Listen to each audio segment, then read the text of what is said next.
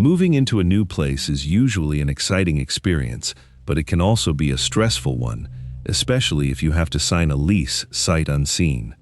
That was the situation for a man who recently moved into a studio apartment in England.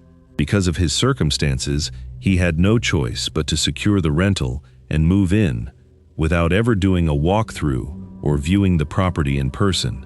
At first glance, everything seemed relatively normal. The studio was small, practical, and exactly what you would expect from a modest English apartment. But shortly after his arrival, as he began to inspect his new living quarters, he would discover something beneath the floorboards that was profoundly disturbing. So here's the apartment I moved into last week. It's pretty small, pretty nice. Rent was pretty cheap, so I moved in without even viewing the place. And then when I got here, I realized why the rent was so cheap. It's a really old building, really high ceilings. It's like a 19th century monastery in the middle of England. So we come on through here. God, it's mirrors everywhere. Hello. Go in here, we've got like closet space, all the usual stuff. Got a pretty steep staircase leading up to the bedroom. The bedroom's on a mezzanine. This was pretty small. I was pretty disappointed with the bedroom. It's pretty small. Can't even stand up here. It's like a loft. Got some really weird mirrors on the roof. That's pretty interesting. Gotta watch out you don't fall out of bed and kill yourself. Come back down here. You can see through here into the kitchen. Pretty nice. And we come on back down. Got a bathroom, pretty standard. And then we look down here. What's this? That's definitely a handle. So I figured, a bit of underfloor storage. So let's lift this up.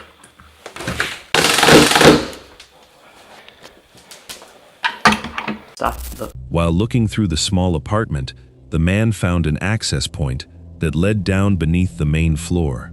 Expecting to find a standard storage space or a crawl space for plumbing, he cautiously made his way down. Instead, he found himself standing in what appeared to be an ancient, forgotten level of the building. Featured directly under this guy's modern, cramped apartment was some sort of dungeon-looking basement.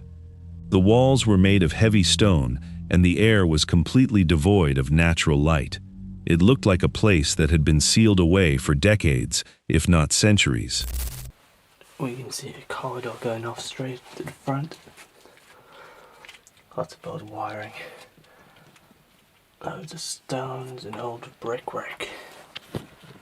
We come in here. Now this room on the right is right underneath my apartment. So let's have a look in here first.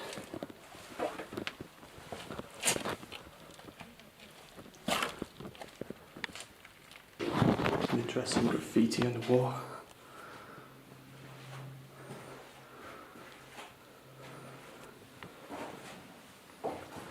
Looks like this window has been bricked up. And a strange grate in the middle. Obviously a burial ground. Down here, this place is strange. There's like a brick seat or bed. As he continued to explore with his camera rolling, the sheer scale of the discovery became deeply unsettling. Compared to the rest of the small studio apartment upstairs, this subterranean area was considerably larger. It wasn't just a single room. It featured many spacious, cavernous rooms connected by long, dark corridors. The architecture felt medieval, completely out of place beneath a modern residential studio. He wandered through the sprawling labyrinth, finding nothing but dust, stone, and eerie silence. To this day, the exact purpose of this massive underground section remains completely unclear, and it is unknown if the landlord ever disclosed the existence of this underground maze to the tenant. Maintaining a home often requires dealing with mundane repairs, but for one homeowner in Texas, a routine maintenance check turned into a fight-or-flight scenario. One afternoon, the man was experiencing issues with his television and internet connection. So he decided to go down into the basement of his Texas home to inspect the cable wiring. He opened the basement door and began to walk down the wooden stairs. But as soon as he reached the bottom step, he froze. Out of the corner of his eye, he noticed something moving on the floor in the dim light. At first, he thought it might be a mouse or a trick of the shadows. But as he looked closer and listened to the distinct, dry sound echoing in the confined space, a terrifying thought crossed his mind. Could it be rattlesnakes? He slowly backed up the stairs, closed the door tightly behind him, and immediately called a professional snake removal service. When the wildlife removal team arrived at the property, they geared up and went down into the basement to assess the situation. Even for seasoned professionals, what they found was absolutely shocking. As it turned out, there were exactly 45 highly venomous rattlesnakes living right beneath his house. The basement had essentially become a massive snake den. Not only were there dozens of adult snakes piled together in a writhing mass on the cold concrete floor, but some of them had even managed to climb up and were hanging from the ceiling rafters right above their heads. The lead handler immediately knew they had to proceed with extreme caution. The basement was enclosed, and one wrong move could agitate the entire colony, leading to multiple deadly strikes. Operating in complete silence, the team used specialized tongs and thick protective gear to handle the reptiles. One by one, the 45 rattlesnakes were carefully secured, placed into heavy-duty containers, and eventually relocated to a safe, remote area, far away from any residential neighborhoods. No one knows exactly how or why so many of them ended up settling in that specific basement. For most of us, the very thought of 45 rattlesnakes secretly living just a few feet under our living room floor is the absolute stuff of nightmares. In the bustling city of Phoenix, Arizona, there is a sprawling, long-abandoned building that has sat empty for years. Originally built as an old department store, it eventually changed hands and was converted into a restaurant before finally closing its doors for good. Left to decay in the desert heat, the building became a popular spot for vandals, transients, and people looking to explore forgotten architecture.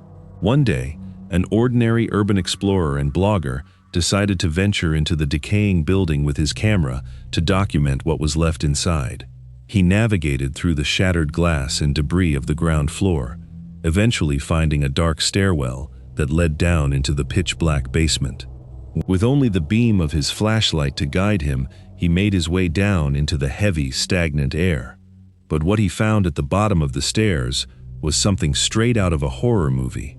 Sitting in the center of the dark basement was a massive, dusty table. Arranged perfectly along the length of this table was a collection of creepy, life-size dolls. They were propped up in chairs, their glassy eyes staring blankly into the darkness. As the explorer panned his flashlight across the grim scene, he realized that the dolls were not just placed there randomly. They were arranged in a highly specific, deliberate order, eerily mirroring Leonardo da Vinci's famous painting, The Last Supper. Every single detail, from the positioning of the apostle dolls leaning toward the center to the central figure sitting at the head of the table, was meticulously recreated. The setting was incredibly disturbing, and the explorer quickly recorded the footage before getting out of the building. The origins of the bizarre display remain a total mystery. No one knows who went through the immense trouble of dragging a dozen large dolls into a pitch-black, abandoned basement, or more importantly, why they staged them in such a deeply unsettling way. Urban exploration can be a thrilling hobby, but it also comes with massive risks, as you never truly know who or what you might stumble upon in an abandoned location. A guy named Lewis Clark was exploring a massive, derelict building with a group of his friends.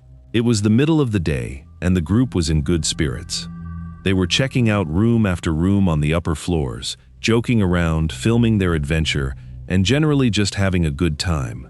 The building was empty and quiet, and absolutely no one expected anything strange or terrifying to happen. After exhausting the upper levels, they found a stairwell and began heading down into the depths of the building to check out the basement. After descending several flights of concrete stairs, the atmosphere shifted. It was significantly colder and completely dark. Suddenly, the silence was shattered. They heard a scream coming from the basement level below them, a terrified, desperate, and muffled scream. The entire group froze on the stairs. The joking immediately stopped, replaced by a deep sense of dread. Wait. Hello? Hello? It's coming from down there. It's coming from down there. It's coming from down there. There's got to be a room. Wait, what? I don't know. I told you there was a room in there. At first, the group was visibly shaken, debating whether they should turn around and run. But after mustering some courage and realizing someone might be in genuine danger, they continued down the stairs and found themselves in a dark, freezing basement room. Shining their flashlights into the shadows, they spotted a large, heavy wooden box sitting in the corner of the room. It was secured shut with a heavy padlock. As they cautiously approached, they looked around the empty room and listened carefully. It quickly became undeniably clear that the crying and breathing they were hearing was coming from inside the locked box. Panic set in. The boys grabbed whatever heavy debris they could find in the basement and began frantically smashing at the lock. They struggled for the next 5 agonizing minutes, taking turns hammering at the metal while trying to comfort whoever was trapped inside. When the metal finally gave way and the lock snapped, they threw the lid of the box open. What they saw inside left them completely speechless. Curled up inside the box was a real, living teenage girl. She was filthy, physically exhausted, and visibly traumatized by whatever she had just endured. She was trembling so violently and was so frightened that she couldn't even look the boys in the eye or speak to them. Recognizing the severity of the situation, the group quickly took off their jackets to give her warm clothes. They carefully helped her out of the box, guided her up the stairs, and escorted her out of the abandoned building to safety. Because the footage cuts off shortly after her rescue, what happened to her afterward remains a complete mystery. There is no further public information or police report directly tied to this specific video. The chilling questions surrounding the incident remain unanswered to this day. Who kidnapped her and put her down there? Who locked her inside that box in a freezing basement? And what would have happened to her if Lewis and his friends hadn't decided to explore that building on that exact day? No one knows.